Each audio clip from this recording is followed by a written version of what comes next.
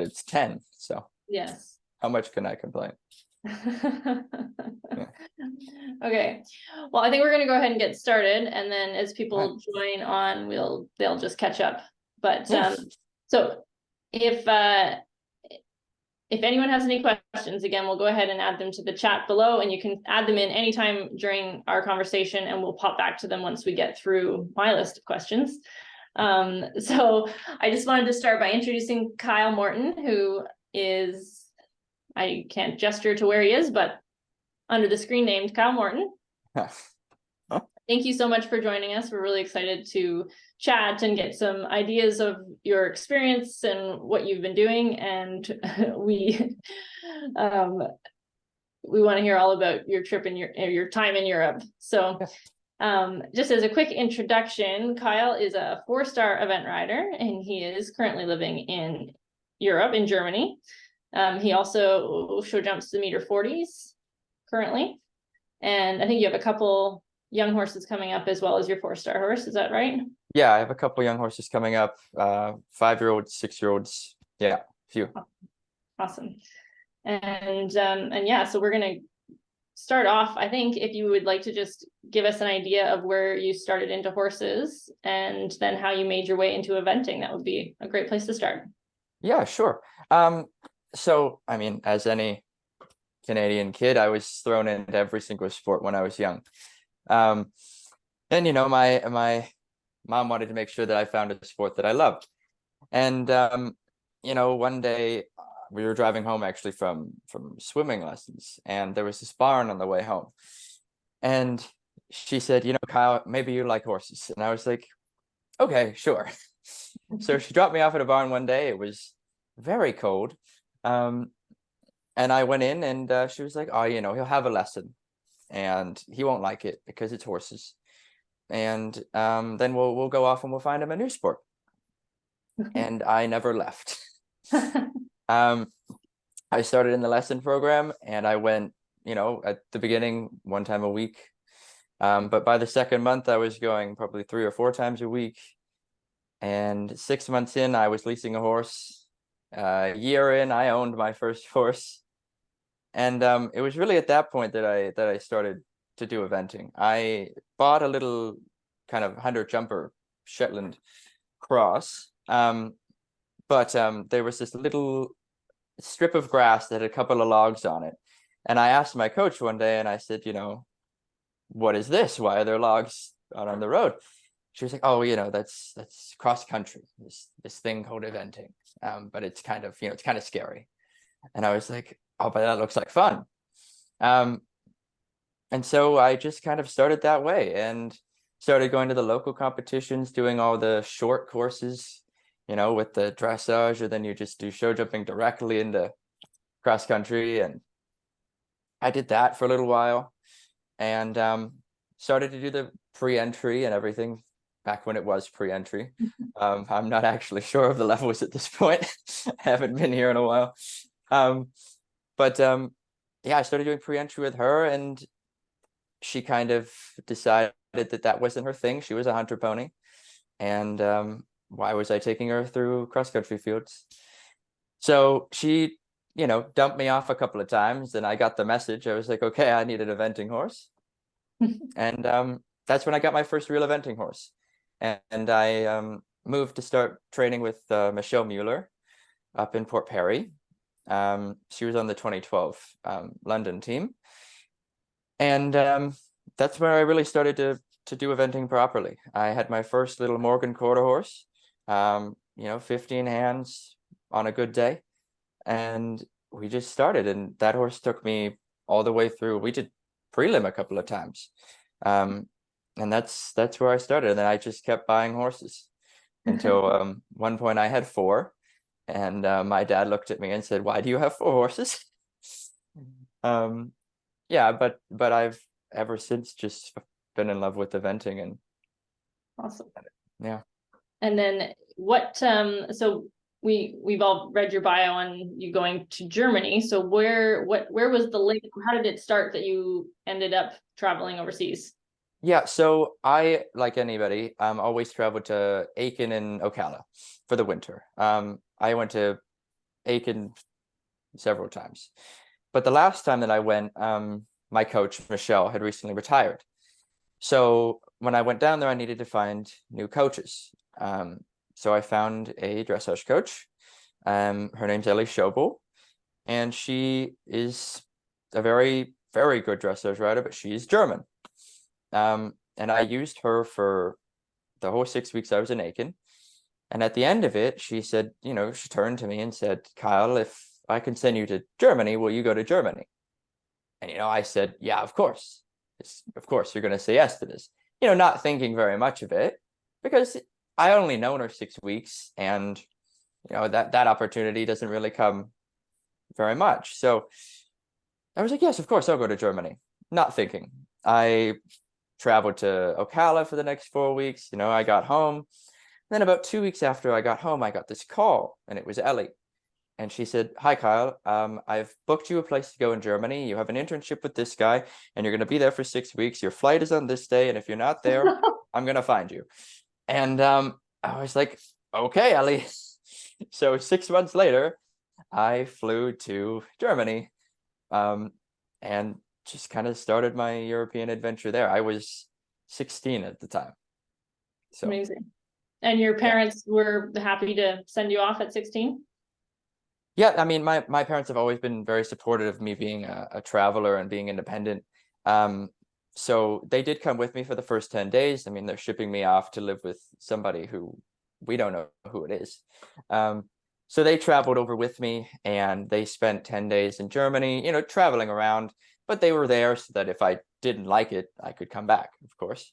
But yeah, after the 10 days, they left me, and I was happy, and everything was good. And my trip was supposed to be about 4 to 6 weeks, and it ended up being 8. I just kept calling my parents and saying, I don't want to come home. I'm having a great time. Maybe I can come home in a week. And they'd be like, okay, you can come home in a week. Be like, okay. And I'd get to the end of that week, and I'd call them, Kyle, do you want to stay another week? Yes, I want to stay another week. And that happened for probably 3 weeks. And then I came back from that first time. So did you speak German when you went, or did you learn German when you were there? Oh no, I'm still learning German. My German's not so bad anymore. I can communicate, but at the time I'd only learned French, and up till grade 9 or grade 10 I took French too, but I didn't know any of German. So I was traveling to a new country, people I didn't know, and a language I simply did not understand on any level. But luckily they did all speak English, so it was okay. But, and what did you do for school then? And I assume you probably had it sorted out for Ocala and Aiken as well. yeah. So at the time when I did travel to Germany, I wasn't in school. It was summer. I went in like August to early September, and my school started around mid-September. So for Aiken and Ocala, I just got on my work beforehand. They gave me workbooks and so on, so I worked through it like that. But for Germany, I was in the summer, so it was quite flexible. And you went back after you, and who was it that you were working for in Germany initially? Sven Lux. Right. Yeah, and he's a 4-star rider. He is awesome. And how did you end up connecting into Michael Jung's program? Actually, through Sven. Because I went the first time when I was 16. And then I came back to Canada, and I went back 6 months later in the spring. But of course, that was 2020. So I got there, and a week later, COVID happened. So I ended up coming back again. But a year after that, I went and I worked for Sven again. And after 7 months, he got the opportunity to become Michael Jung's rider, and be his in-barn rider. And at the time, Michi said to me, if Sven's coming, you can come as well if you'd like to try and do a trial and see how you like it, and then we can go from there. And that was kind of how I got introduced to Michi. Oh, that's perfect. Yeah. So. And then you were there for a year. Is that right? Yeah, I worked for Mickey for 1 year and 3 weeks. That's great. Can you tell us a little bit about what it was like working there, and maybe what a day looks like an off season and in full season, or if there is an off season? Yeah. Yeah, of course. I mean, working for Mickey was amazing. I mean, I learned so much. I mean, you can't not learn from probably statistically the best eventer there has ever been. And he's just got such a encompassing theory. And he's a rider that he doesn't train eventing. He trains dressage, he trains show jumping, he trains cross country, and he trains them all together. So it's really, you go there and you think you know something, and you learn very quickly that Miki can teach you a whole new insight to what you think. And it's at the beginning, it was daunting.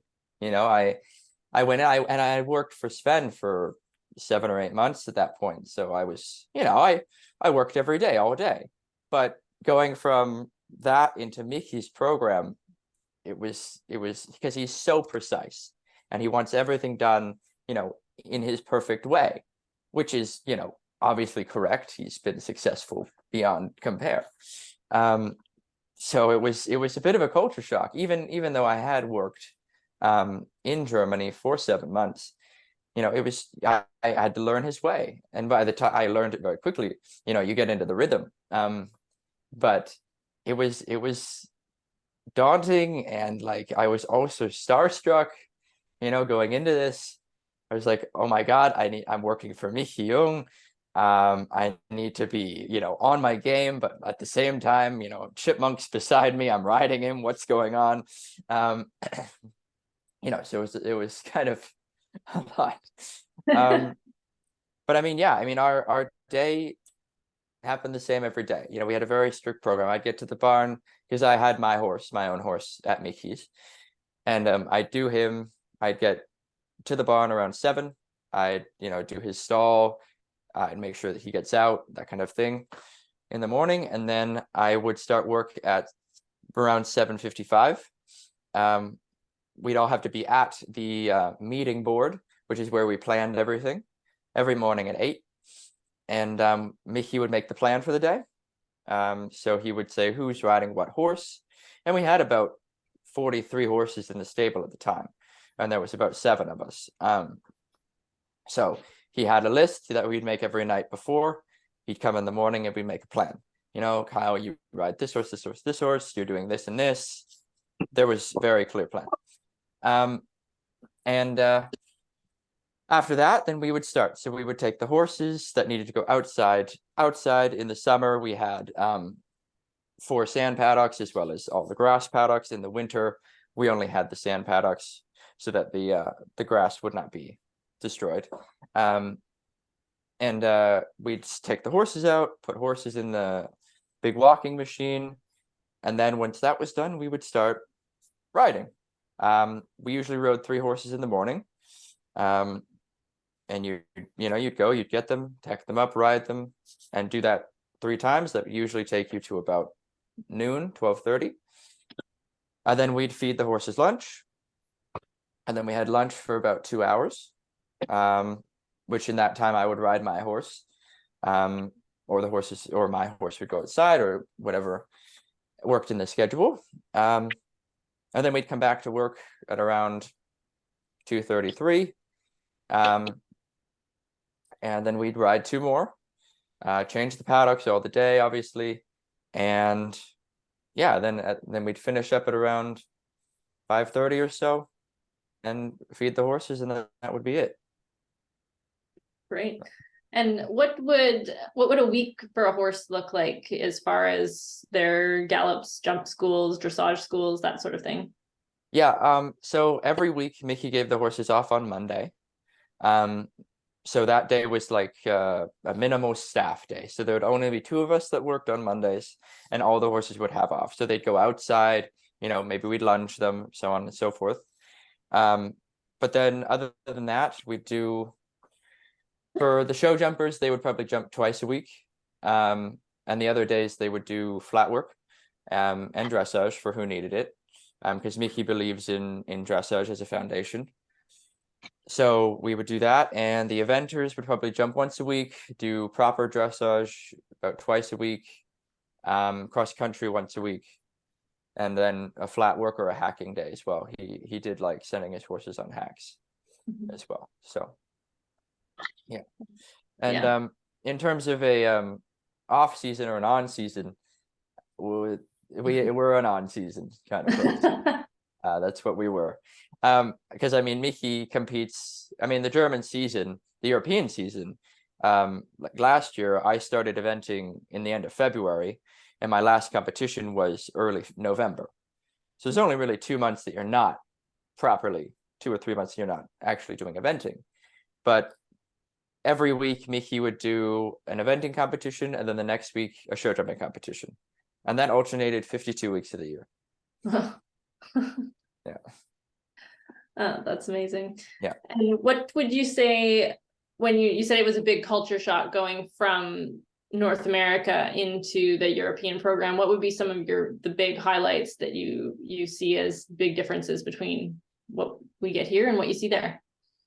Yeah, I mean, it being in Canada, you know, I was a little bit in lesson barns, and I had worked in stables before, but more to provide for my horse and what I was doing. So moving to Germany was my first real like proper working student position. So I got there and I had to make sure that all of the horses had everything they needed. I took care of the stable.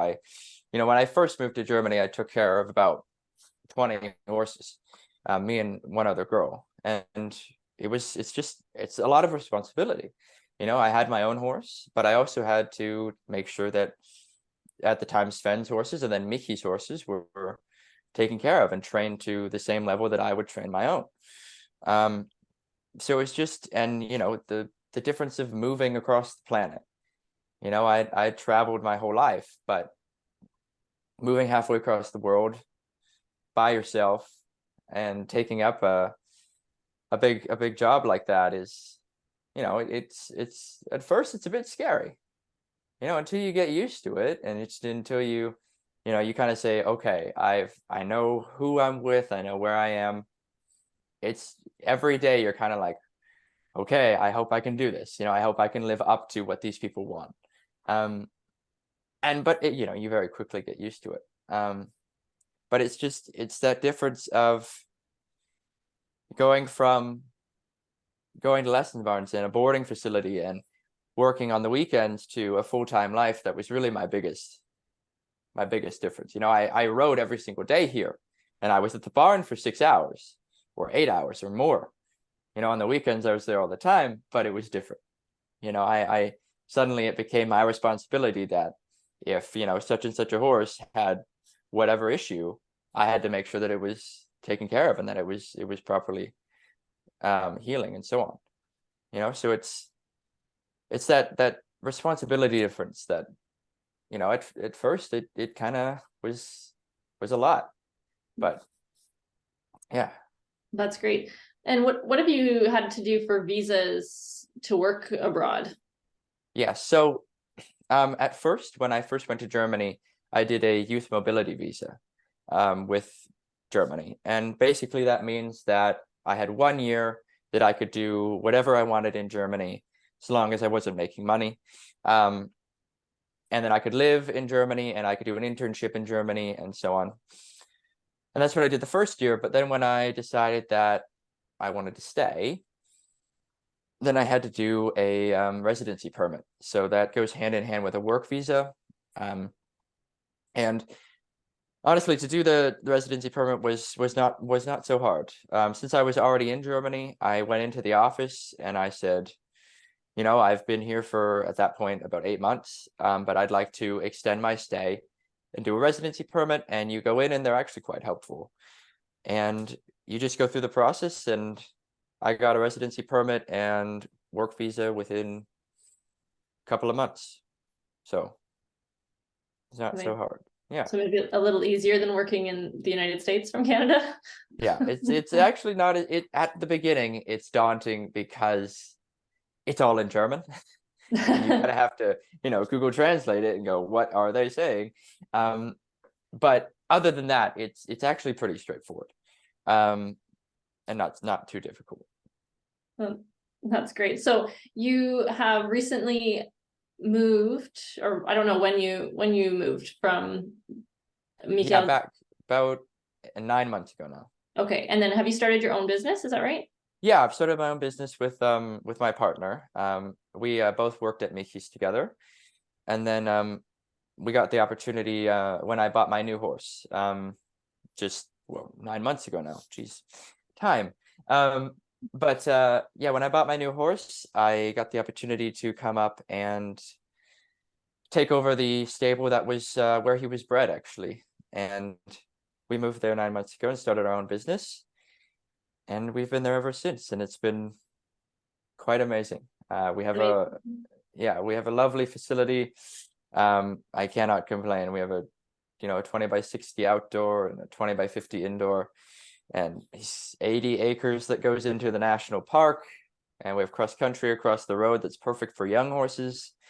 It's got everything but in miniature. I absolutely love it. It's really perfect. Amazing. And then what does your business structure look like? Yeah, so I mean, at the moment we're riding and training and competing horses. So I have 12 stalls that are at my disposal, and I have clients who pay me to keep the horses there, and I ride, train, and if they desire, compete them. I have 3 at the moment that are coming in this year to start competing at the young horse classes in Germany, and because the German system has a fantastic young horse program called the Geländepferde, Springpferde, and Dressurpferde program. So it's just for 4 and 5 and 6-year-old young horses to get them out and competing, and they have competitions of cross country, show jumping, and dressage separately that are all at levels that are appropriate for those age of horses. And they have a big championship at the end of the year called the Bundeschampionat, which I'm planning to try and get to this year. It is not easy to get there. It's the best of German horses, and obviously the Germans know what they're doing. So I am trying to get there, but yeah, that's what I'm doing with the young ones. And other than that, yeah, my partner and I, we work together to train the horse as best we can. We use each other as a resource, and that's why it's great that there's both of us. It gives us knowledge from her and knowledge from me, and allows us to train the horses to what we think is the best of our ability. But yeah. Amazing. And what made you want to stay in Germany and open your business there versus coming back here or going, because your partner's from Norway, is that right? Yeah, she's Norwegian American. Okay. But yeah, to be honest, the horse culture in Germany, it's when you come here, you get surrounded and engulfed by it. You fall in love with their passion for the horses and how it's ingrained into their culture. Like people like Michi or Sandra Alfart or Julia Krajewski, they're idols to the public. The public know exactly who they are because horses are they're just their culture there, and you really learn that when you go there, you just want to stay, and the opportunities there's so many, and I have access to the entire continental Europe for competition, for coaches, for in terms of facilities. I'm 20 minutes from Le Moulin, the 5-star. I go there to school all the time. I competed there in the 3-star last year. So it's just where I am now is truly in the heart of German horse country, and I couldn't bring myself to leave, if you will. Right. Yeah. I get it. Yeah. What's your season next year look like, and goals and plans for the next few years? Next few years. Yeah, so this year I have my spring plan set up. I usually base my fall plan off my spring plan. It's a bit flexible.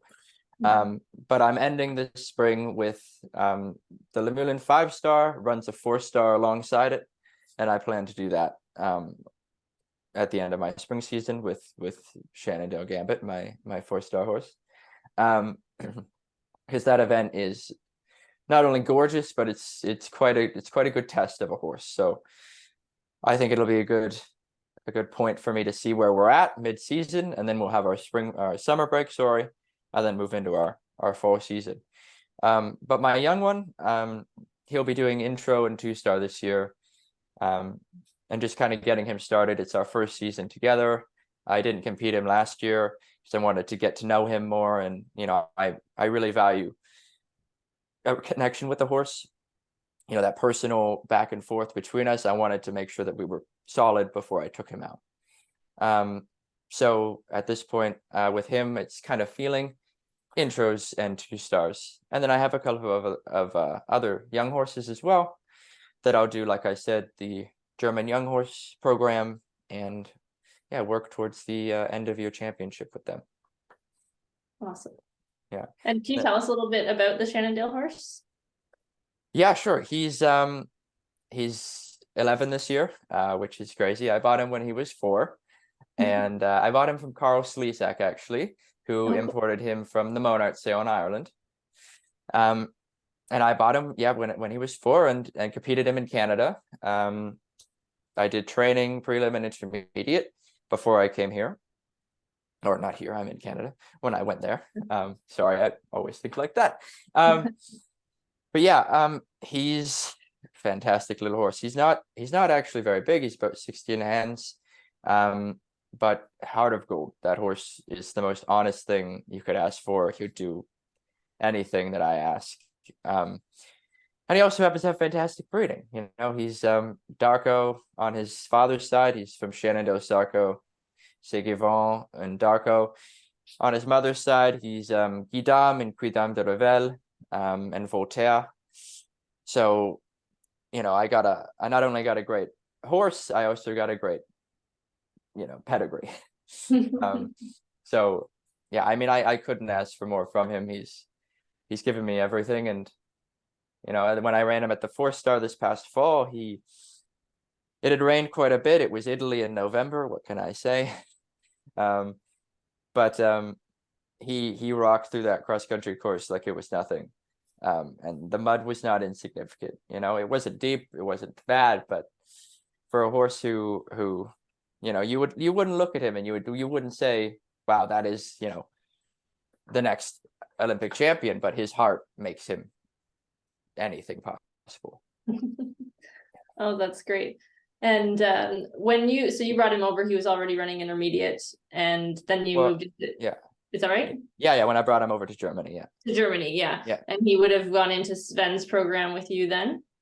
Yeah, so then he came 2 months after I got there. Because I had to, obviously, to get horses over there, you need quarantine and organize a flight and everything like this. And it was still in COVID time, it was 2021. So it was a bit of it's much easier now to get a horse over or here. But at the time it was a little bit complicated. So he came 2 months after me. But yeah, he came over and got integrated into the program. He came in October, so it was winter. Then I rode him there and trained with Sven at the time, and worked over the winter. And then the next year, Sven was ready to go to Mikis. So then Gambit went down to Mikis. Yeah.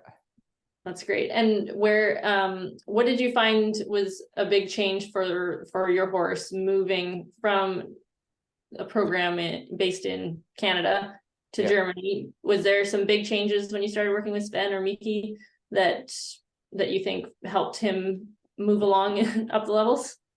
Yeah, to be honest, the emphasis on cross training in Germany, but also in Europe as a whole, is so crucial to their success. And we got thrown into that. We started to train show jumping, with proper show jumping, and then we started to train proper dressage.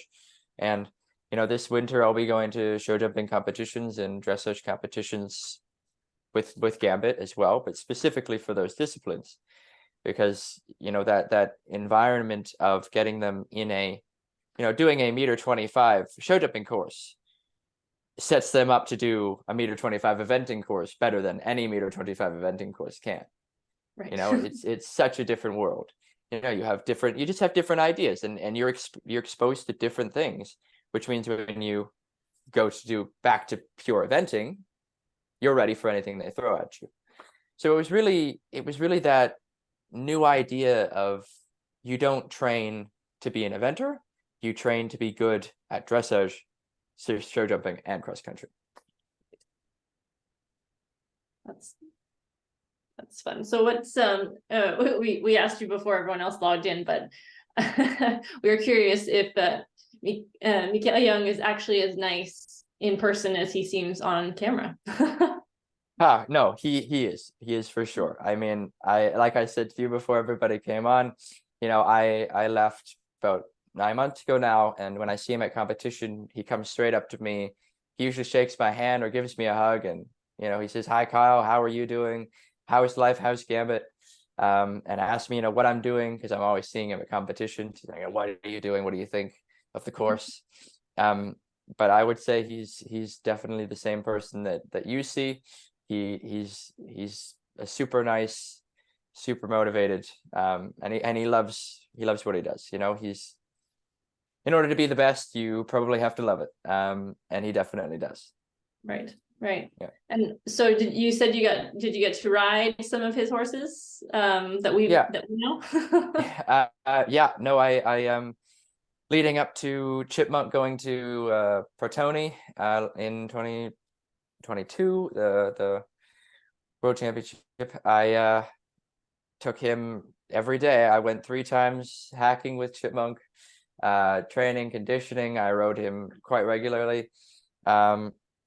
And I would ride, I mean, Kilcandra Ocean Power, Fisher Chelsea, you know, I handled Labiostatic Sam and Fisher Rokana every day. You know, they'd go outside and they'd need things to be taken care of, because they're still on the farm. He still has both of them, which is lovely, because he likes to keep, because he had them since they were very young. So he has Sam and Rokana still. And yeah, I mean, any horse that he had at the time, he likes to make sure that everybody gets to ride them and see what they're like. And then he uses that to kind of train you as well.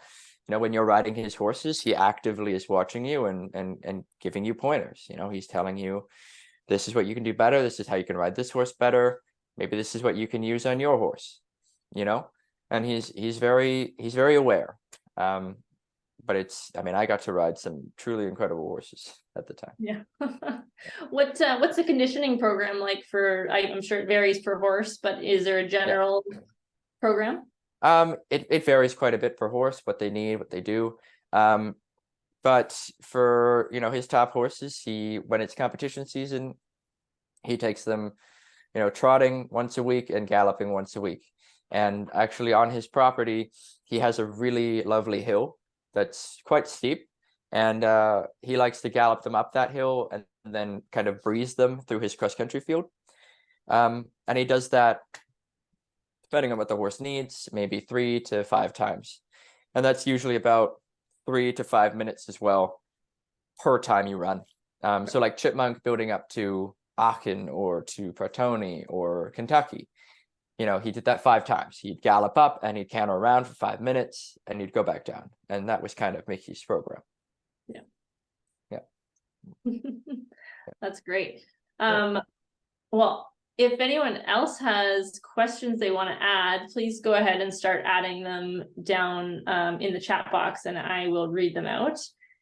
And yeah, I think we're quite open to pretty much anything about the European trip and the horses in general, working for the Europeans.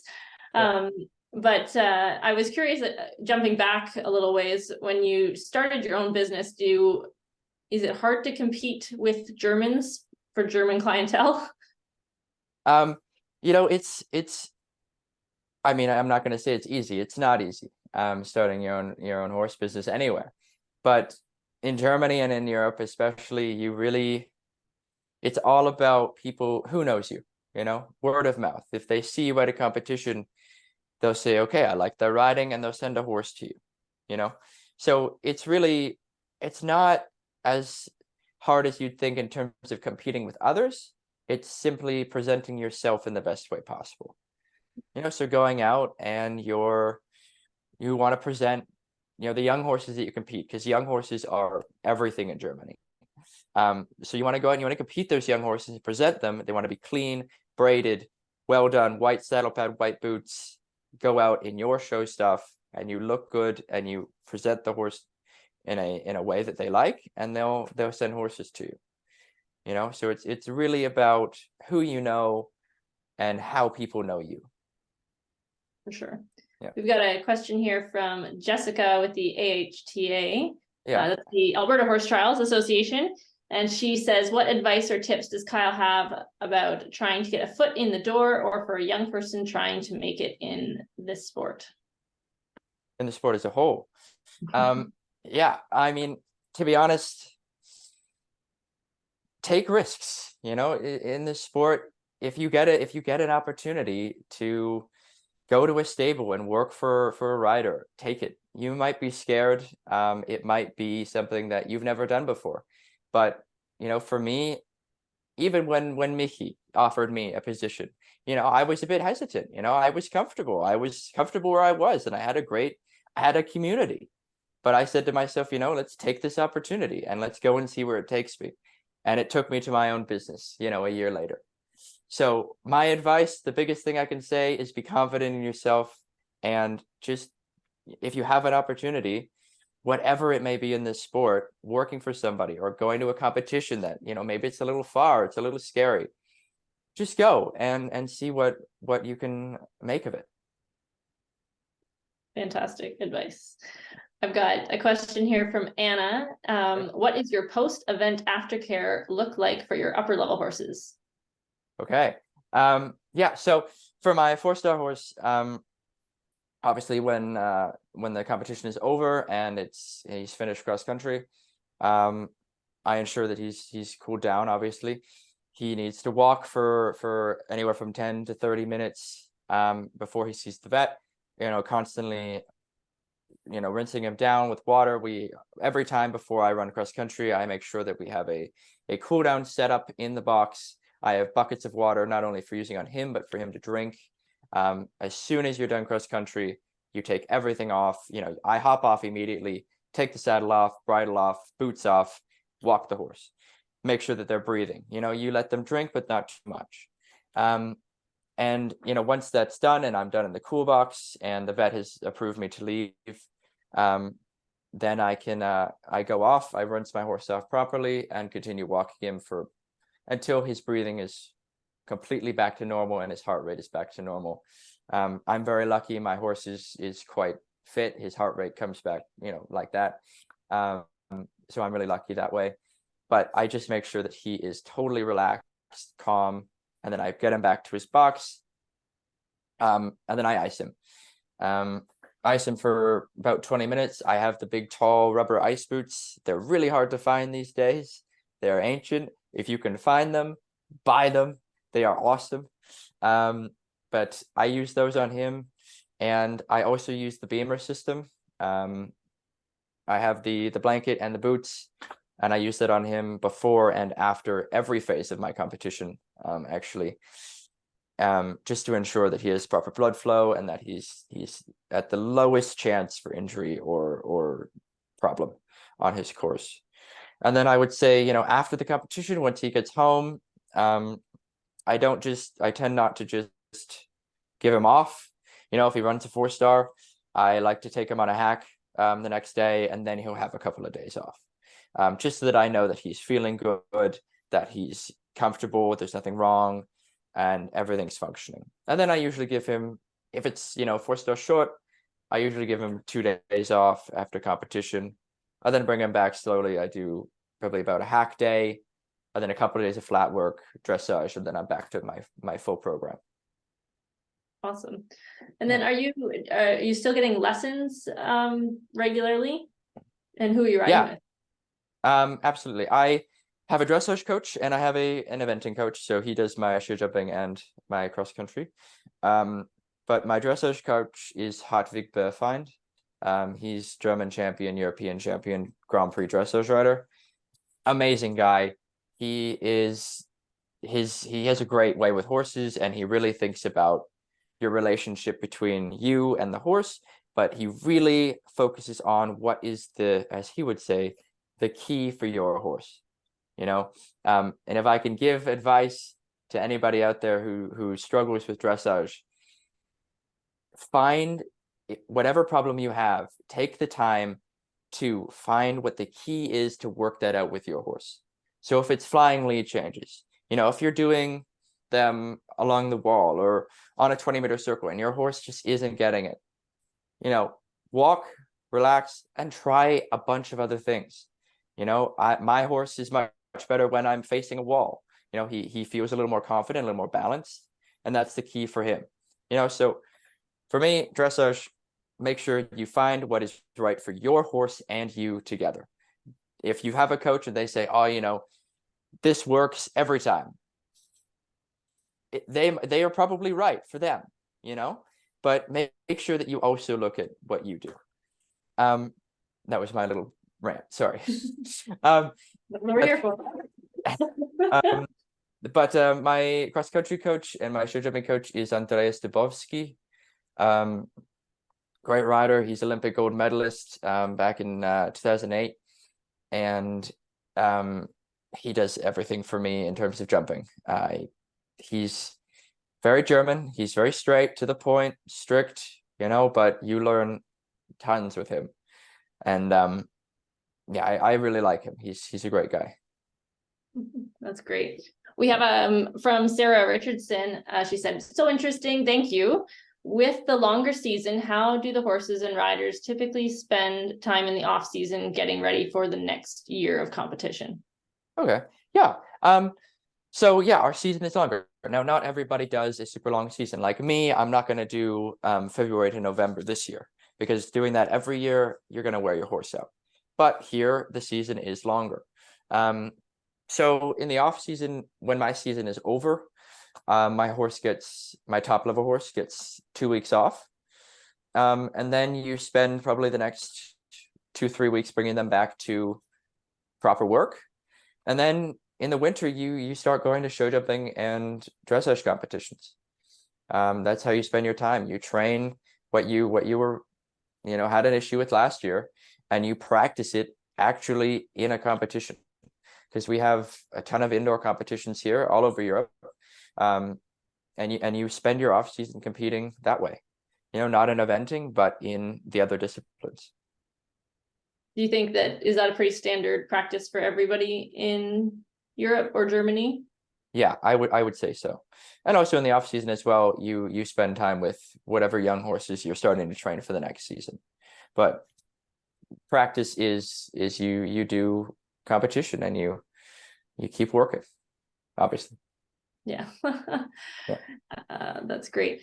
Debbie asks, are you familiar with the amateur competition eventing scene in Europe and how it would compare with what we see in Ontario? Yeah, so the amateur scene it's different. We don't have national competitions so much in the same way that we do in Canada. In Canada, you know, it's you have, I'm just pre-entry through intermediate levels and national levels, and you have the junior class, senior class, open, U25, all that stuff. But in Europe, you have classes for the horse. So you have national classes for the horse. We have E, A, L, M, and S, and you compete in that way. And we have a national portal in Germany where you go online and you sign up for these events, and you choose either cross country, show jumping, or dressage. There are some combined events as well, but it's really individual disciplines, and you can go out and compete at whatever level that you or your horse is comfortable at, that way. Awesome. Jessica from the AHTA asks, what is a favorite moment or memory that you have from your eventing career? Oh my, okay, that's good. Speaking most recently, I would say finishing my first 4-star. getting, walking that course. I traveled 18 hours all the way from my stable up near Hamburg to Rome in Italy to compete. And walking that course, and I walked it probably 4 or 5 times, looking at it, where do I go? What do I do? How do I do this?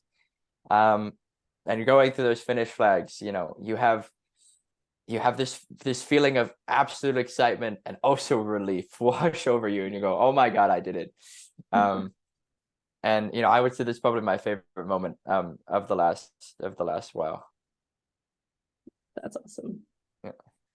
Oh, that's really fun. Oh, Jess loves your response. That's I don't have any more questions in the chat box here, but if anyone else has anything, go ahead and add that in. Yeah. We will start wrapping up though, because we don't want to keep you on for too long. And is there anything else that you'd like to mention about encouraging riders to get over to Europe to learn more, and specifically juniors? Yeah. But anyone. I mean, what I was gonna say as well, at the end a little bit here, is next season I actually do have an open working student position in my stable. For anybody who's interested, you can come and work under me and my partner. We're both 4-star riders. We compete all over Europe every year. And to me, very important is getting Canadians, I mean any Canadians and young riders especially, to Europe, seeing the scene, understanding the world over here, and kind of getting the passion that I have learned that lives over there, and bringing it back with them, or not bringing it back. You can stay over there. I mean, I did, but I just wanted to mention that for any young rider who's interested, I will have a position next year. It has board and food all covered. You can come over, train with my horses, go to competition with me. I usually end up in Rome, Paris, Poland, anywhere in Europe, really, the Netherlands. So you get to see the really cool events. And yeah, I mean, if anybody's interested in that, that's a great way, I think, to get started. Because I understand everybody's position. I did this myself. So, and if anybody is interested, then please reach out to me on social media. I'm on there. And then I think that'd be a great way. But other than that, I mean, to be honest, you can come over just for a week or two and kind of experience the horse world here. It's everywhere. You can fly over, you can see it, you can learn it, and then you can get a feel if you'd be interested. And then if you are, I mean, every stable in Germany, your dream riders, you can email them, and they might have a position. Like I said, take the risk, send the email. Asking never hurt anybody, right? So yeah, I mean, there are stables here of riders. You go, oh, I could never ride with them. Email them. They might say, yeah, come for a trial, and then you're in. It can be as easy as that. So yeah. That's fantastic. Yeah. Awesome. Well, if we don't have any more questions, if we do, feel free to go ahead and pop that into the chat box. But otherwise, we're really grateful for your time. Thank you so much. Of course. No, it was lovely. So interesting. I hope that we are able to get someone to take you up on that working student offer. It's there. Well, could you take myself and my 2 kids? I can. Well, hey, if you want to come and train and work, it's no problem. Jess also will come. Okay, sounds good. We'll get a bit of a team together. There we go. Fantastic. Thank you so much. We're getting a whole bunch of thank you down in that chat box if you are able to